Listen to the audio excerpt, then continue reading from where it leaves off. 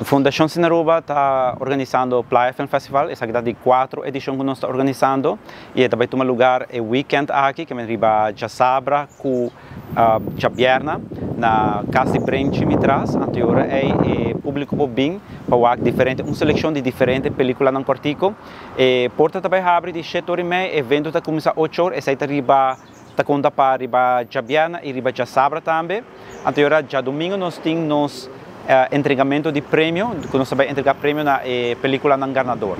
A riba é já sabra também, nós também temos basicamente um taller que também toma lugar no Parque de Brenci, com jovem e adulto não podem para taller de comparar uma película em solo take e em 1 minuto. Mas está 6 horas da tarde, também toma lugar de 6 para 7.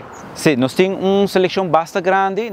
Normalmente nós começamos com nos call for a submission, que começa assim no festival acaba ano passado e até queda até o seguinte ano e nós recebemos mais de 3 aplicações.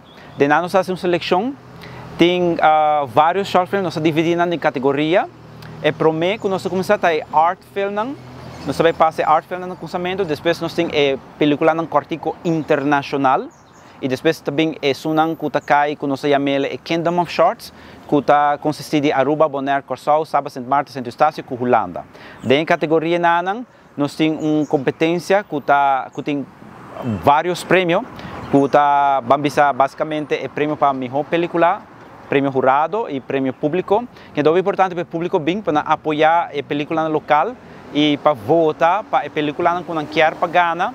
E nós temos prêmio para melhor atriz, melhor ator, melhor diretor, melhor cinematografia e nós temos prêmio para a película Cortico internacional.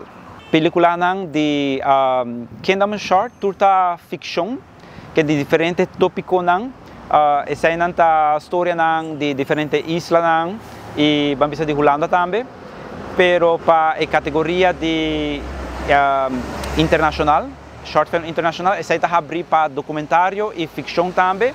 Nós temos diferentes películas, que nós temos de Bambisa, nós temos de Merca, nós temos de Bambisa, Portugal, tem diferentes islas, tem cada uma tem Inglaterra, então nós temos a categoria que está art film, que está mais película está mais criativo, visualmente mais criativo. Sim, me dá evitar pueblo para a comunidade em geral para Bini.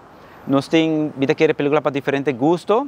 Então é importante para Bini para apoiar a película para votar para o prêmio público, qual não quer pagar o prêmio público e maneira bisa etariba Jabierna. Jabierna 8 da noite, porta abre setor na Casa de Brenci e já sabra também dia 20 de 8 horas, porta abre 7h30 na Casa de Brenci.